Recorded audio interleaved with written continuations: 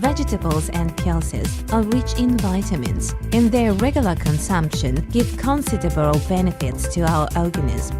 These foodstuffs, which provide a remarkable protective action, must be cooked in the right way in order not to lose their nutritional characteristics. Steam is the only way to preserve the organoleptic characteristics of vegetables and pulses. Microvapor is one innovative film studied purposely in order to cook to vapor. Inside it are warmed up vegetables, vegetable soups, and vegetables in general. The main advantage of Microvapor is that it will be directly into microwaves without need to unwrap vegetables.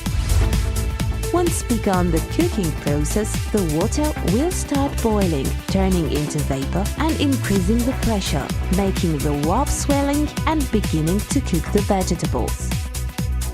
But let's see what effectively happens into the Microvapor. The molecules of water moving inside the package are rich in nourishing substances given by vegetables, and rolling continuously make them to fall back on vegetables themselves, which reabsorb them. This kind of cooking allows therefore the nutritive substances not to be wasted, as it happens when generally cooking to vapor, but it makes them fall back on the same product, which while cooking proceeds absorbs them back, becoming remarkably rich in nutritive substances. In order to avoid its explosion, a valve placed on the head of the package has been planned to let the excess of vapor come out.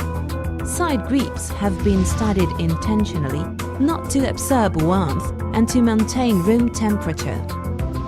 The vapor developed during the cooking process provoked the yielding of the upper lock, which can now be opened without any particular effort.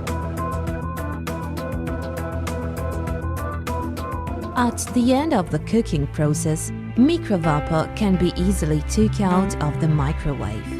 In very little time, vegetables contained into Microvapor can be eaten and tasted in all its excellence and genuineness, using the package itself or pouring its content into a plate.